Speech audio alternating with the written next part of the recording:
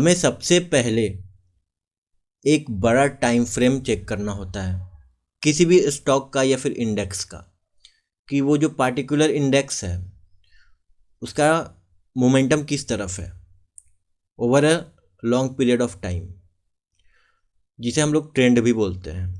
तो हमें सबसे पहले ट्रेंड को चेक करना पड़ता है। तो ट्रेंड को चेक करने के लिए हम सबसे पहले कहाँ जाएंगे? 1 डे के चार्ट पर।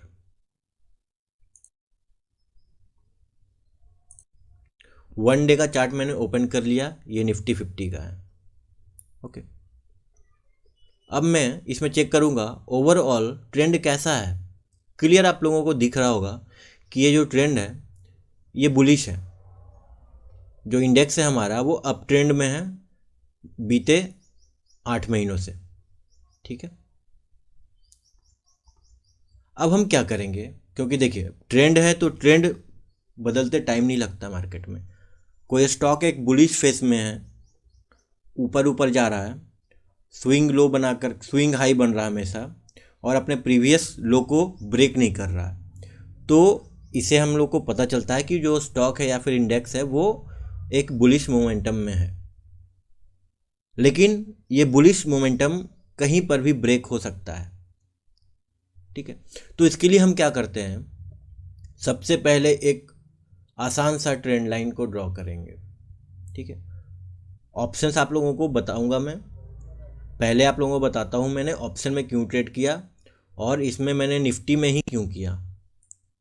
तो मुझे निफ्टी में 2 लेवल्स दिख रहे थे। एक सबसे पहले अगर मैं नीचे से ड्रॉ करना चालू करूँ, यहाँ से नहीं, मैं इस पॉइंट को, मुझे सिर्फ 2 पॉइंट्स चाहिए, आप लोगों को बताया हूँ मैं। एक ये पॉइंट मुझे दिख रहा है और दूसरा ये पॉइंट दिख रहा है, राइट। तो मैं क्या करूँगा, दोनों पॉइंट को मिला करके एक ट्रेंड लाइन को ड्रॉ करने की कोशिश करूँगा।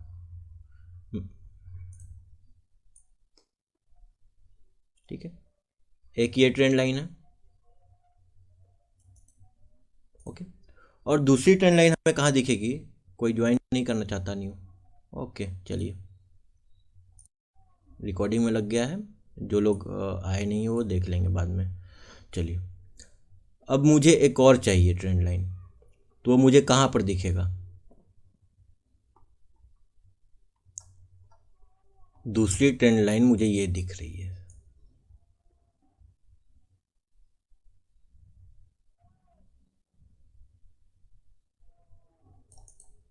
ओके, इसके बाद आप देख सकते हैं जब मार्केट में सेंटिमेंट्स ख़राब होने शुरू हो गए थे, लगातार लगातार फॉलिंग आनी शुरू हो गई थी मार्केट में 15,300 के लेवल से। इवन मैं 15,400, सेम लेवल यही है, दोनों बराबर लेवल ही हैं, है ना। तो मार्केट में फॉलिंग आनी शुरू हो गई, कंटिन्यू फॉल किया मार्केट। तो कहाँ तक, हमें ऐसा तो नहीं कि मार्केट हर एक दिन फॉल करेगा, कहीं तो जाकर रुकेगा, और हम उस अपॉर्चुनिटी को तलाशेंगे जहाँ पर मार्केट आकर रुके और वहाँ से एक छोटा सा बाउंस बैक या फिर बड़ा सा बाउंस बैक हमें दिखे, और उस अपॉर्चुनिटी में हम अपना ट्रेड लेंगे। हमें शातिर खिलाड़ी की तरह मार्केट में काम करना होता है। अगर आप सोचेंगे, अगर आप चाहेंगे कि मार्केट से आप हर एक दिन ट्रेड करके हर एक दिन पैसे आप कमा लो, इम्पॉसिबल है। आपका खजाना खाली हो जाएगा। आप भले ही 5 दिन कमाए हो, आप भले ही 1 महीना कमा लो मार्केट से हर एक दिन ट्रेड करके, लेकिन वो 31वां दिन ऐसा आएगा जिस दिन आपका पूरे महीने की कमाई आपकी साफ़ हो जाएगी। अगर आप रूल्स को फॉलो नहीं करते हैं तो एक ना एक दिन आपकी जो तिजोरी है वो खाली हो जाने वाली है। तो हर एक दिन ट्रेड नहीं करना होता है, हमें वेट करना होता है शिकारी की तरह। बाकी शिकार कोई बनना चाहता है, 80% लोग यहाँ पर शिकार बनने ही आते हैं, इसमें कोई डाउट नहीं है। ठीक है, अब मैं यहाँ पर, आप लोग देख सकते हैं ये गैप है निफ्टी का, ये गैप है, क्लियर विजिबल है सबको। तो मैं वेट कर रहा था इस गैप को फिल करे। जब इस गैप को फिल करेगा तो पहली एंट्री मैं लूँगा बाइंग साइड में, ऑप्शन को बाय करूँगा या फिर फ्यूचर को बाय करूँगा मैं निफ्टी के। तो मैं एक लाइन को ड्रॉ कर देता हूँ, सबसे पहले जो गैप है इसके बीच का मैं लाइन ना ड्रॉ करके मैं इसे ट्रायंगल में रेक्टेंगल में बंद कर देता हूँ। सबसे पहले इस डिब्बे में बंद कर दिया और सीधा एक लाइन खींच देता हूँ। ओके, ठीक। अब मैं इसे हटा देता हूँ, जो टॉप का जो मेरा लाइन है। ओके, हमारे पास एक पहला लेवल आ गया है। अगर इस गैप को फिल करके,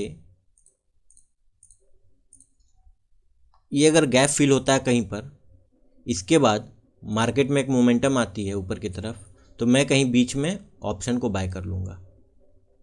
ठीक है, ये स्विंग ट्रेडिंग के लिए भी यूजफुल है। आप इंट्राडे कर रहे हैं वहाँ पर भी काम करता है। ठीक है, चलिए एक मिनट।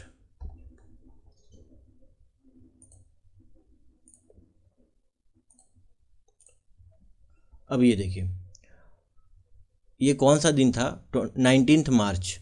19 मार्च के दिन यही हुआ। मैं वेट कर रहा था पेशेंस के साथ कि मार्केट में एक डाउनफॉल आए, क्योंकि लगातार डाउनफॉल में चल रहा था मार्केट। तो ये एक्सपेक्टेड था मुझे कि ये जो प्राइस लेवल है नीचे का, ये जो गैप है, इस गैप को फिल करने के बाद मार्केट एक अपसाइड लेगी ही। ठीक है, ये 100% नहीं था, लेकिन हाँ, मुझे काफ़ी समय हो गया मार्केट में काम करते हुए, तो मैं एक्सपीरियंस के बेसिस पर बता सकता हूँ कि इसे फिल करने के बाद अगर ऊपर अपसाइड आता है मार्केट में, तो मैं वहाँ पर डेफिनेटली बाय करूँगा। ठीक है, और वही हुआ। ये 1 डे का चार्ट है। अगर आपको इंट्राडे करना होगा तो सिंपली आप 3 मिनट या फिर 5 मिनट के चार्ट पर जा कर के अपने ऑप्शन को या फिर फ्यूचर को बाय कर सकते हैं। देखिए, मार्केट ने लो बनाया, सेम मेरे ही पॉइंट को टच किया जो मैंने पहले से ड्रॉ करके रखे हुए हैं ना। अब यहाँ पर टच करने के बाद जब ये ऊपर जा रहा था, ठीक है, तो कहीं पर भी आप अपना बाइंग पोजीशन बना सकते हैं। अब कुछ लोग डरते हैं कि सर 14,500 चला गया, क्या करें? कोई दिक्कत नहीं, आपके टारगेट छोटे छोटे हो जाएंगे। जिन्होंने 14,300 पर बाय किया था और जिन्होंने 14,500 पर बाय किया था, तो ओबियसली है 300 वाले का टारगेट बड़ा होगा, बड़ा टारगेट मिलेगा। और 500 पर जिसने बाय किया होगा उसे कम प्रॉफिट में ही मार्केट से बाहर निकलना पड़ेगा। ठीक है, लेकिन पैसा बनेगा। ये नहीं सोचना है कि प्राइस निकल गया तो हमें बाय नहीं करना है, बिल्कुल बाय करके चलिए, लेकिन अपना टारगेट है वो छोटा रख दीजिए। ठीक है, अब देखिए अगले दिन, देखिए गैप अप ओपन हो गया। अब अगले दिन ही आप क्या करिए, इंट्राडे वाले को भी मज़ा आया खूब, यहाँ से पैसा बन गया आराम से, क्योंकि मार्केट ऊपर ही क्लोज हुआ था। अब नेक्स्ट डे जो कैरी फॉरवर्ड करते हैं अपने पोजीशन को, नेक्स्ट डे अपना प्रॉफिट यहाँ पर बुक कर सकते थे आराम से, है ना। अब देखिए, ये पहली एंट्री थी। अब इसके बाद मैं क्या करूँगा, मुझे पता चल गया कि मार्केट जो है डाउनफॉल में है ना। इसके बाद मेरे पास जो आपको अभी दिखाया हूँ मैं, ये जो लाइन है, ट्रेंड लाइन है सर,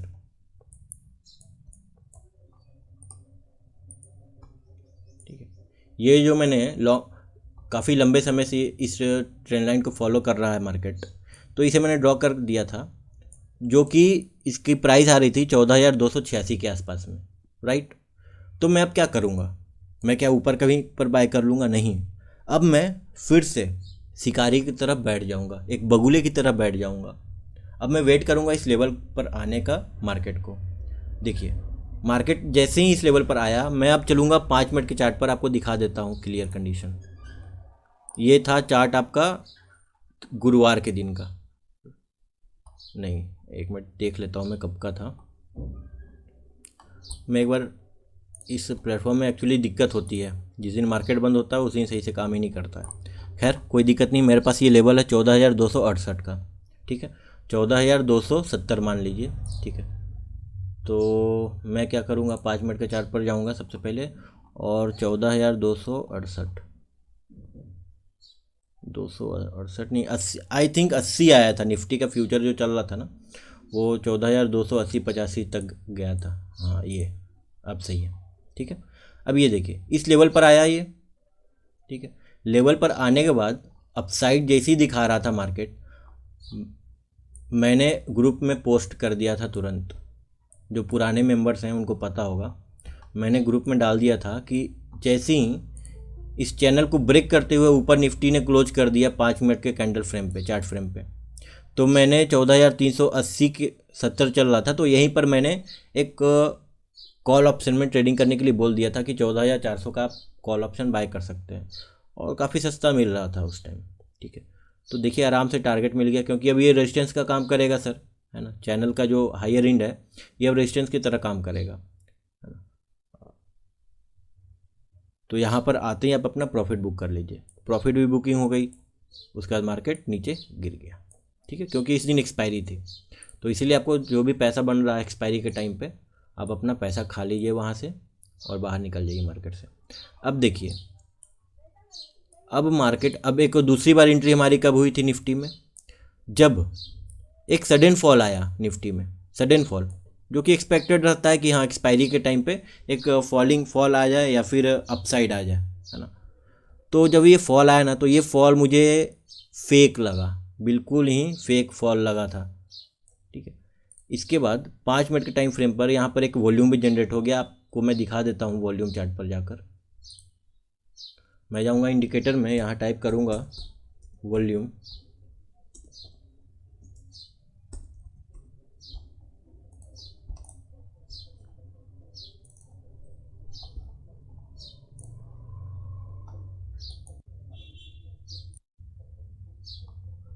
वॉल्यूम चार्ट दिख नहीं रहा है,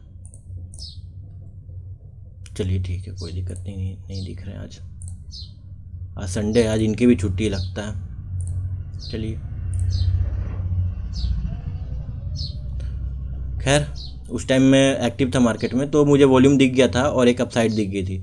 तो मैंने तुरंत ग्रुप में डाल दिया था कि 172 रुपये चल रहा था उस टाइम 14,400 का CE अप्रैल सेशन का, क्योंकि अब क्या था कि अप्रैल सेशन स्टार्ट हो गया था अगले दिन से ही। तो अप्रैल सेशन का मैंने दे दिया था 14,400 का CE बाय करने के लिए फॉर BTST, आज खरीदो कल बेच दो। अब देखिए सडन एक ऊपर, इसमें देख सकते हैं आप, अगले दिन ही गैप अप ओपन हो गया मार्केट। SGX निफ्टी भी काफ़ी ऊपर थी, तो ये ऑब्वियस है कि SGX अगर ऊपर है तो अगले दिन हमारा मार्केट भी एक पॉजिटिव नोट के साथ ओपन हो। तो वही हुआ, एक अच्छा खासा गैप अप के साथ ओपन हुआ और हमारा जो प्रीमियम था 172 का, 172 से वो बढ़ करके 250 तक गया था, लेकिन प्रॉफिट बुकिंग हमारी 230 में ही हो गई थी। 270 तक गया था आई थिंक, लेकिन 250 230 के बीच में हम लोगों ने वहाँ से अपना प्रॉफिट बुक कर लिया, ठीक है। तो ये रही ऑप्शन की बात। अब हम चलते हैं कि ऑप्शन होते हैं क्या है सबसे पहले, क्योंकि आज की क्लास हमारी इसी पर बेस्ड है। तो मैं सबसे पहले अपना ड्राइंग टूल सारे क्लियर कर देता हूँ।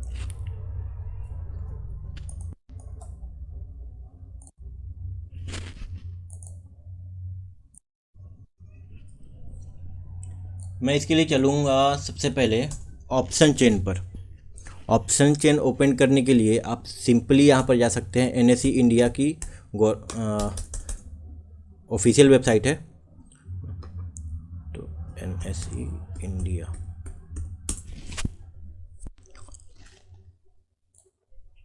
यहाँ से मैं ऑप्शन चेन आपको ओपन करके दिखाता हूँ।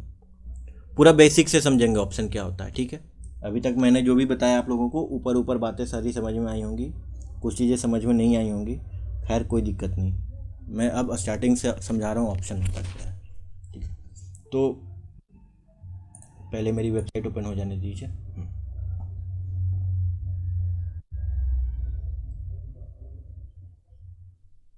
मैं जाऊँगा मार्केट डेटा पर, इसके बाद एक ऑप्शन होगा डेरिवेटिव मार्केट का, I will click on it.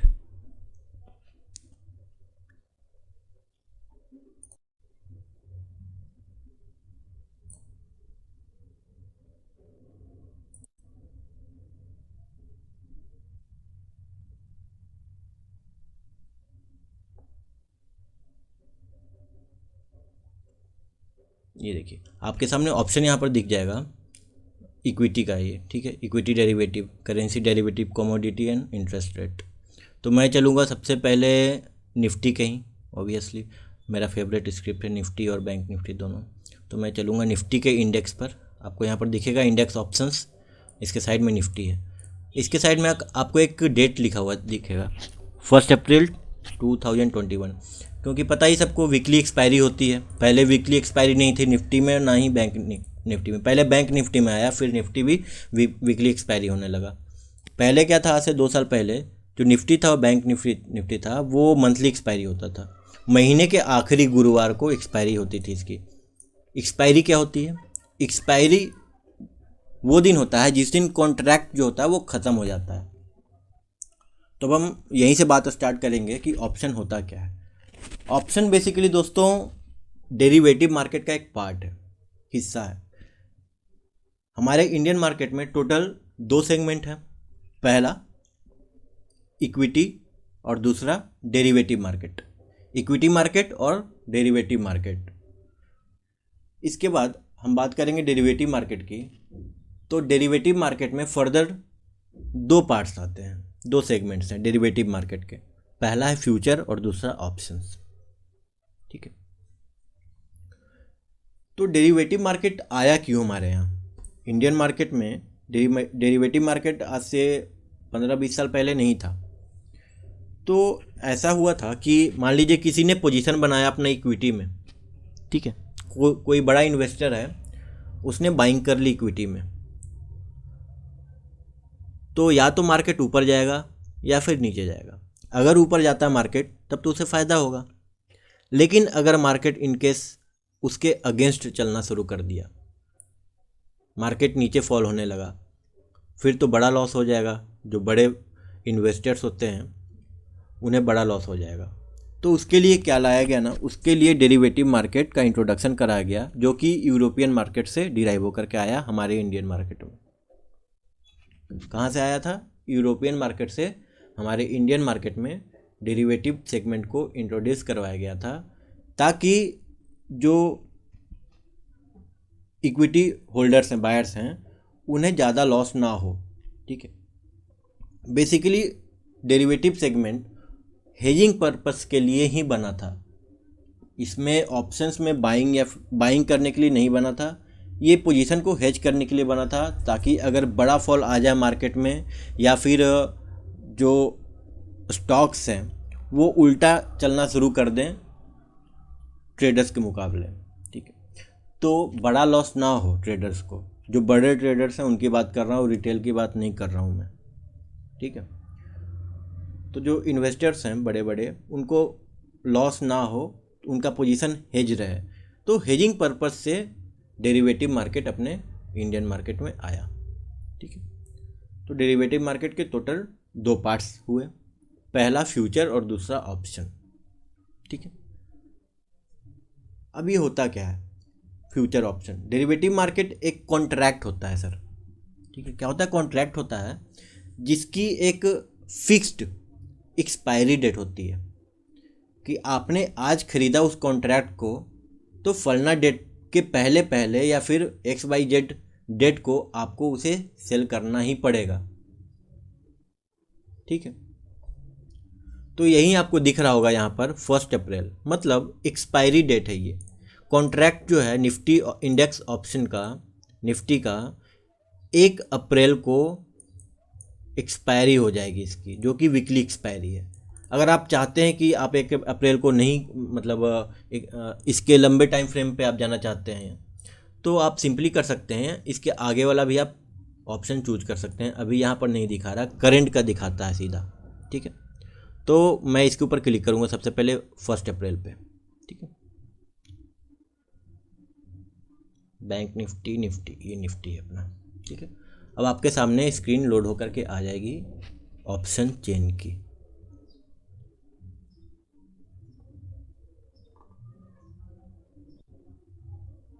Just wait.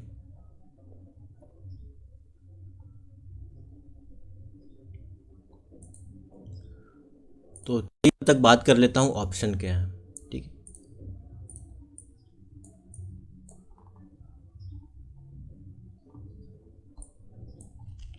जैसा कि पहले मैंने बताया आप लोगों को कि ऑप्शन जो है वो डेरिवेटिव मार्केट का पार्ट है।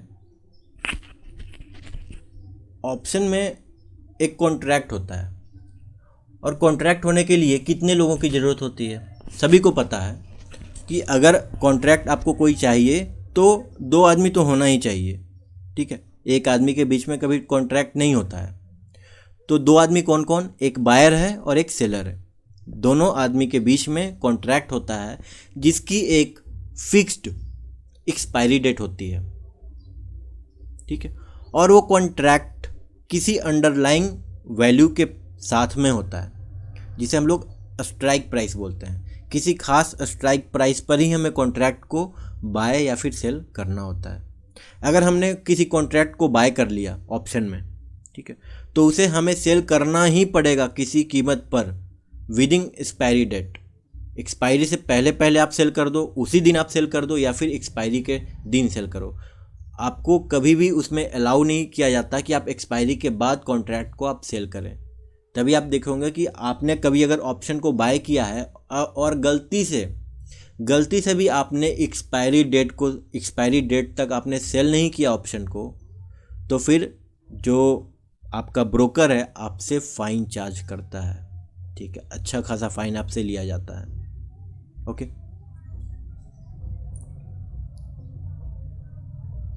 अब मैं इसे बड़ा करूँगा थोड़ा, देखते हैं इसमें ऐसा ऑप्शन आ रहा है।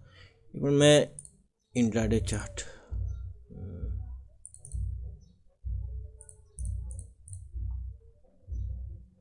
Option chain, it is option, यहाँ पर आपको ऑप्शन चेन दिख जाएगा। प्रोसेस आपको यही फॉलो करना है। ये रिकॉर्डिंग जा रही है, ठीक है, ये बेसिक्स क्लास है, तो इस वीडियो को मैं अपने यूट्यूब चैनल पर भी डाल दूंगा, तो आप आराम से वहाँ पर जा कर के देख सकते हैं कि मैं इस ऑप्शन चेन पर कैसे आया। बाकी जो पुराने लोग हैं उन्हें पता ही होगा ऑप्शन चेन चार्ट कैसे ओपन किया जाता है।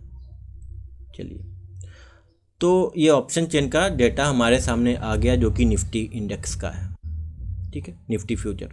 चलिए, अब मैं क्या करूँगा, अब मैं आ जाऊँगा निफ्टी 50 पर, अपने चार्ट पर। अब देखूँगा निफ्टी 50 का स्पॉट प्राइस क्या है, what is the spot price. अभी करंट प्राइस क्या चल रहा है, तो चल रहा 14,518 रुपये पर क्लोज हो गया मार्केट। तो मैं मान के चलूँ 14,500 का स्पॉट प्राइस है, राइट। तो मैं कहाँ जाऊँगा, 13,000 पर जाऊँगा क्या, नहीं, मैं जाऊँगा 14,500 पर ही। अब मैं आता हूँ 14,500, आपको दिख रहा होगा ये है, राइट। एक मिनट, यही दिक्कत है, क्लिक करते ही ओपन हो जाता है। रुकिए, जस्ट वेट। 1 अप्रैल, चलिए, ये 14,500, ठीक।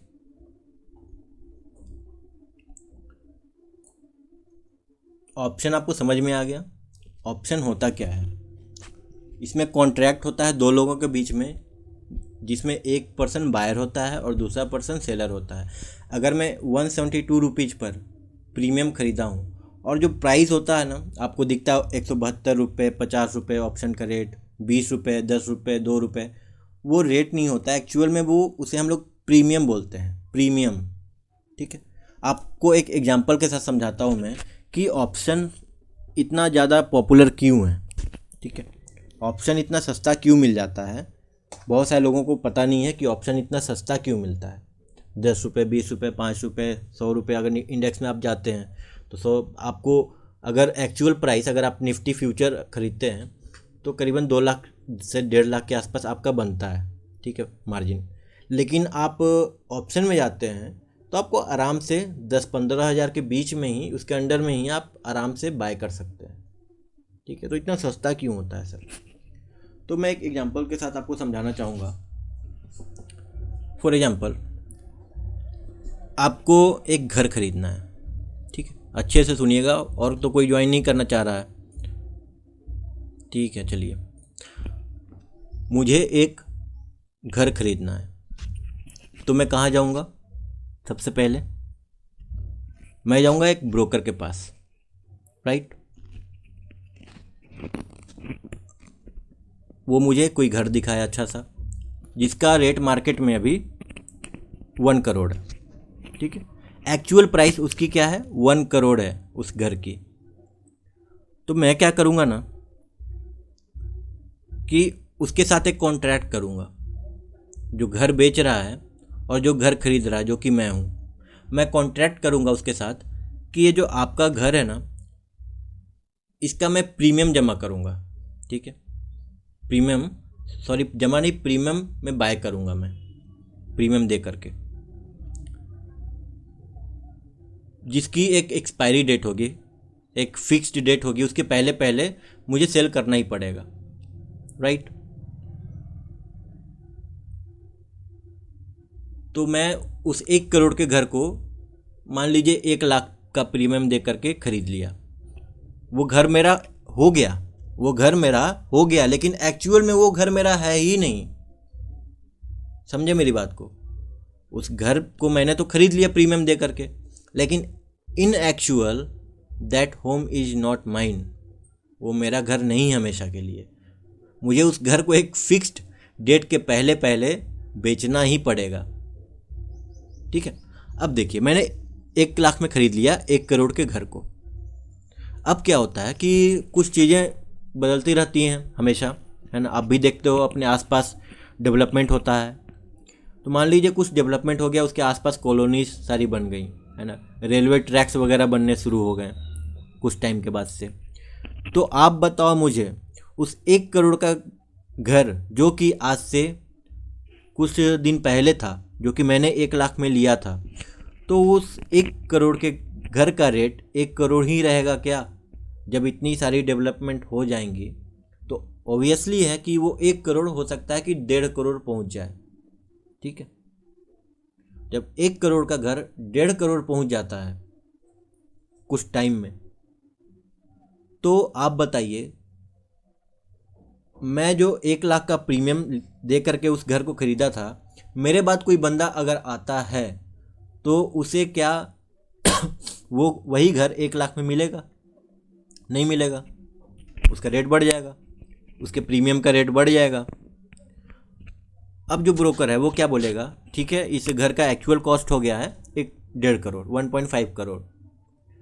अब इसका प्रीमियम आपको अगर ख़रीदना होगा तो आपको पड़ेंगे 1,20,000, 1,20,000। ठीक है, अब मेरा रोल वहाँ पे क्या होगा? ठीक है, सामने वाले को ख़रीदना है और मेरे पास पहले से ख़रीदा हुआ है, तो मैं क्या करूँगा सर कि मुझे 20,000 का फ़ायदा हो रहा है, तो मैं सिंपली उस कॉन्ट्रैक्ट को सेल कर दूंगा दूसरे बंदे को। ठीक है, बोलूँगा ये ले पकड़ ले, मैं बेच रहा हूँ, तुझे ख़रीदना है ना, तू ख़रीद ले, कोई दिक्कत नहीं है। तू 1,20,000 सॉरी, तू 1,20,000 पे ख़रीद ले, ये ले प्रीमियम मेरे से। ठीक है, तो मैं क्या करूँगा, उस कॉन्ट्रैक्ट से बाहर हो जाऊँगा। अब मुझे तो बेचना था ही कॉन्ट्रैक्ट को विदिन टाइम, और मुझे उसका मुनाफा मिल रहा 20,000 का। 1 लाख लगा कर मुझे अगर 20,000 का रिटर्न मिल रहा है, तो मैं ऑब्वियसली उस प्रीमियम को सेल कर दूंगा। ठीक है, सेम चीज़ स्टॉक मार्केट में लगता है सर, सेम चीज़। फ्यूचर का रेट अगर ऊपर जाता है तो ऑप्शन का भी रेट ऊपर जाता है। बाकी बहुत सारी चीज़ें हैं, टाइम डिकेइंग वैल्यू भी इसमें आती है, तो वो सब चीज़ें मैं आगे बताऊंगा। ठीक है, अभी नहीं, अभी आप बस इतना समझ जाइए, ये फ्यूचर के प्राइस पर डिपेंड करता है। बहुत सारे लोगों को डाउट रहता है कि ऑप्शन का जो प्रीमियम का जो रेट होता है वो इक्विटी का जो प्राइस है उसके हिसाब से बढ़ता है। जी नहीं, इक्विटी का जो प्राइस है उसके हिसाब से प्रीमियम, ऑप्शन का प्रीमियम नहीं बढ़ता है या फिर घटता है। ऑप्शन का प्रीमियम सिर्फ और सिर्फ उसके डेरिवेटिव मार्केट के हिसाब से ही बढ़ता है या घटता है, जो कि फ्यूचर है। इक्विटी का फ्यूचर हो या फिर इंडेक्स का फ्यूचर हो, अगर वो ऊपर जाएगा, प्राइस उसके ऊपर निकलेंगे, तब आपके ऑप्शन के रेट ऊपर जाएंगे। प्राइस नीचे जाएंगे फ्यूचर के, तब ऑप्शन के प्रीमियम के प्राइस नीचे गिरेंगे। समझ गए यहाँ तक? यहाँ तक कोई दिक्कत किसी को? कोई भी डाउट यहाँ तक है तो पूछो मेरे से।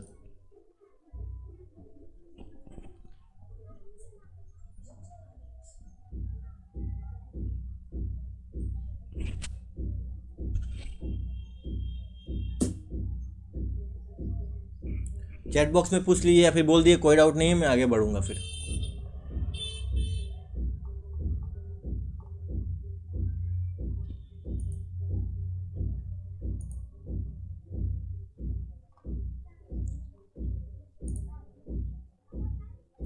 होली मनाने लगे क्या सब?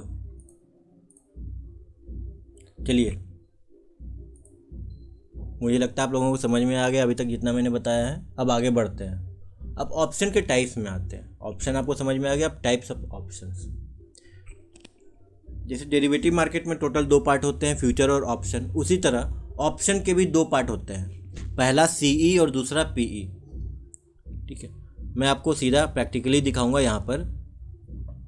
कॉल्स और पुट्स, इसे हम लोग सी बोलते हैं और इसे हम लोग पी बोलते हैं। सी का मतलब क्या होता है, कॉल यूरोपियन, और पी का मतलब क्या होता है, पुट यूरोपियन। जैसा कि मैंने आपको स्टार्टिंग में ही बता दिया था कि डेरिवेटिव मार्केट हमारे इंडियन मार्केट में यूरोपियन मार्केट से डिराइव होकर के आई है, तो इसीलिए इसका नाम सीई पड़ा। अगर अमेरिकन मार्केट से अगर आता तो इसका नाम सीए रहता और पीए रहता, लेकिन यूरोपियन मार्केट से आया इसीलिए इसका नाम सीई रहा है और इसका नाम पीई है। ओके, ठीक है। अब हम समझते हैं सीई और पीई क्या होता है। ठीक है,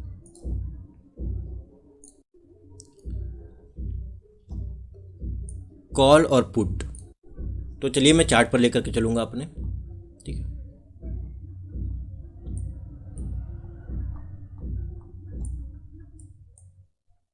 राइट, ठीक। मान लीजिए अभी मुझे ट्रेडिंग करनी है निफ्टी में, और इस टाइम निफ्टी का रेट चल रहा है, निफ्टी फ्यूचर का रेट चल रहा है 14,280 रुपये। ओके, तो ट्रेड करने से पहले हम लोगों को एक माइंडसेट बनाना पड़ता है कि रेट जो है वो ऊपर जाएगा या फिर नीचे जाएगा, राइट। जो भाव है वो ऊपर की तरफ जा सकता है या फिर नीचे की तरफ गिर सकता है। माइंडसेट हमने बना लिया। मुझे लगता है कि जो प्रीमियम कि जो स्टॉक्स का या फिर निफ्टी का भाव है वो ऊपर जा सकता है, यहाँ से नीचे फर्दर नहीं गिरेगा ज़्यादा, यहीं से ऊपर जा सकता है। ठीक है, तो मैं क्या करूँगा, यहाँ पर मैं क्या करूँगा, निफ्टी के ऑप्शन में जाऊँगा और उसका एक सी बाय करूँगा। सी मतलब सिंपली समझ जाइए, बाइंग। अगर आप बाय करते हैं कॉल को, सीई को, और फ्यूचर का रेट ऊपर जाता है, तब आपको प्रॉफिट होगा। ठीक है, इसी तरह पीई होता है, पुट यूरोपियन। पी में क्या होता है कि आपको लगता है कि निफ्टी का रेट जो है यहाँ से नीचे गिरेगा, आपको लगता है निफ्टी का रेट यहाँ से नीचे गिर करके 14,000 चला जाएगा, तो आप क्या करिएगा, आप पुट को बाय करिएगा, PUT, जिसे हम लोग PE भी बोलते हैं। आप PE को बाय करिएगा निफ्टी में। PE मतलब सेलिंग, समझ जाइए, PE मतलब सेलिंग। P में क्या होगा कि अगर निफ्टी का रेट नीचे गिरेगा तब आपको फ़ायदा होगा। समझ गए? PE और CE समझ गए आप लोग? जो नए लोग हैं उनको नहीं, मतलब उनको दिक्कत आ रही थी, इसलिए उन लोगों के लिए जो बाकी पुराने लोग हैं उनको पता होगा PE क्या होता है। यहाँ तक कोई दिक्कत नहीं, माइक ऑन करके भी आप लोग बोल सकते हैं, कोई दिक्कत नहीं सर, या फिर कोई डाउट है तो पूछ लीजिए, क्योंकि ये बेसिक्स क्लास दोबारा नहीं होगी, आपको बस वीडियो मिल जाएंगे, वीडियो आप देख लीजिएगा दोबारा से, लेकिन डाउट आपके क्लियर इसमें आगे नहीं हो पाएंगे। जो भी प्रॉब्लम है आप लाइव क्लास में पूछ लीजिए मुझसे। ठीक है, चलिए अब आगे बढ़ता हूँ मैं, कोई प्रॉब्लम नहीं है। ठीक है, अब मैं यहाँ पर जब सी बाय करूँगा ना, तो प्राइस ऊपर गया तो मुझे यहाँ पर फ़ायदा हो जाएगा। जो प्रीमियम मैंने ख़रीदा था, प्रीमियम का रेट बढ़ जाएगा। ठीक है, तो इसे हम लोग सी और पी बोलते हैं। अब आ जाइए स्ट्राइक प्राइस। स्ट्राइक प्राइस क्या होता है? स्ट्राइक प्राइस एक फिक्स्ड प्राइस होता है। ठीक है, फिक्स्ड प्राइस होता है जिस प्राइस पर हम लोग कॉल या पुट बाय करते हैं। जैसा आप लोगों को दिख रहा होगा, ये 14,200, 14,250, 300, 350, 400, 450, 500, 550, इसमें आपको क्या चीज़ एक कॉमन दिख रही है? 50 पॉइंट्स का डिफरेंस आप लोगों को दिख रहा है सर। ठीक है, तो ये जो है ना रेट्स, ये स्ट्राइक प्राइस कहलाते हैं। ऊपर में भी आप देख सकते हैं, ऊपर लिखा हुआ है स्ट्राइक प्राइस, कहीं नहीं जाने की ज़रूरत है, ऊपर सब कुछ लिखा हुआ है स्ट्राइक प्राइस। ठीक है, तो ये जो आपके सामने दिख रहा है ये फिक्स्ड प्राइस होता है। ठीक है, आप चाहते हैं कि निफ्टी का आप 14,520 का आप ऑप्शन खरीदें, ठीक है, तो आपको नहीं मिलेगा, आपको नहीं मिलने वाला। 14,520 का अवेलेबल ही नहीं है मार्केट में। ठीक है, आपको मिलेगा 14,500 का, 14,000 का, 14,600 का, 50 पॉइंट्स के डिफरेंस पर आपको मिलेगा। तो ये जो है बीच का वैल्यू, फिक्स्ड वैल्यू, इसे हम लोग स्ट्राइक प्राइस बोलते हैं। ओके,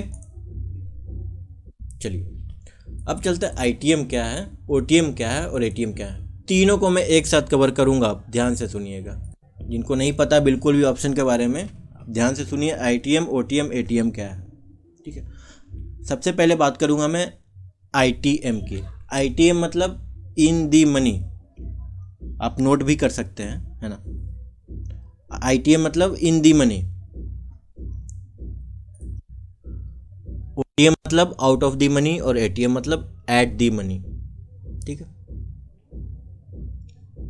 अब ITM क्या होता है, इन दी मनी। अभी आपको पता है निफ्टी 14,500 का स्ट्राइक प्राइस खुल चुका है, ठीक है। ये अभी करंट इसी पर चल रहा है, 14,500 पर चल रहा है।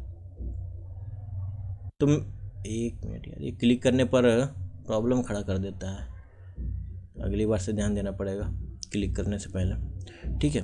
तो आपको दिख रहा होगा ये 14,500 का जो करंट प्राइस है, ठीक है, और निफ्टी फ्यूचर का रेट क्या है। तो मैं चलूँगा यहाँ पर निफ्टी फ्यूचर का चार्ट ओपन कर लूँगा, अप्रैल सेशन का ही ओपन करूँगा, मार्च तो ख़त्म हो गया, मार्च का अवेलेबल नहीं है। तो मैं देखूँगा इसमें कि स्पॉट प्राइस क्या है फ्यूचर का। तो स्पॉट प्राइस है, बैंक निफ्टी ओपन हो गया यार, जस्ट वेट, निफ्टी फ्यूचर, ठीक है, अप्रैल सेशन का ओपन कर लिया मैंने। अभी चल रहा है 14,620 रुपये चल रहा है, ठीक है।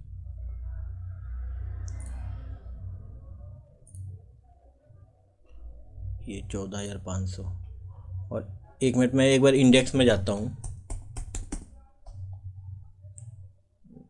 इंडेक्स, चलिए, और 14,518 रुपये चल रहा है इंडेक्स का वैल्यू, ठीक है। तो अगर स्ट्राइक प्राइस के ऊपर निकल जाता है आपका फ्यूचर का प्राइस, ये निफ्टी जो इंडेक्स का आपको दिख रहा प्राइस यहाँ पे 14,518 रुपये, जो कि ओबियसली 14,500 के ऊपर है, ठीक है। तो अगर मैं 14,500 का प्रीमियम बाय करूँगा, CE बाय करूँ या फिर PE बाय करूँ, दोनों इन दी मनी में आएंगे, ठीक है।